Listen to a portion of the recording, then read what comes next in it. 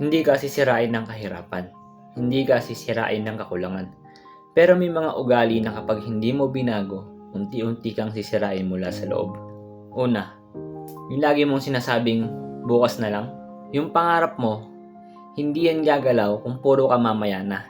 Ang tagumpay, hindi yan naghihintay sa taong lagi nagpapaliban.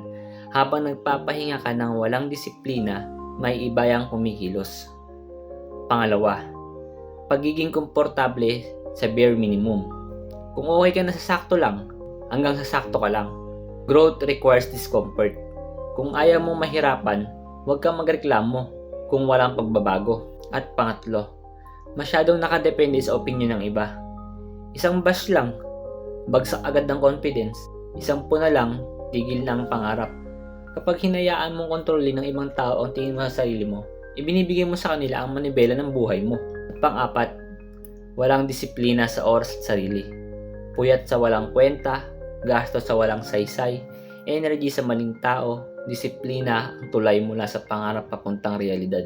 Panglima, pagpili ng barkadang hinihila ka pababa. Hindi ka aangat kung ang paligid mo kontento na sa baba. Ang environment mo malakas ang impluwensya. Kung sino ang kasama mo ngayon, malamang sila ang kahihinatnan mo bukas. Pero ito ang magandang balita. Ugali lang yan. At ang ugali, pwedeng baguhin. Hindi pa huli ang lahat. Hindi pa tapos ang kwento mo. Kabataan ka pa. Marami ka pang pwedeng itama. Marami ka pang pwedeng simulan. Kung wag mong hayaan na ikaw mismo ang magiging dahilan ng pagkasira ng future mo. This is Kuya Rai, nagpapaalala sa iyo na ang tagumpay nagsisimula sa tamang ugali.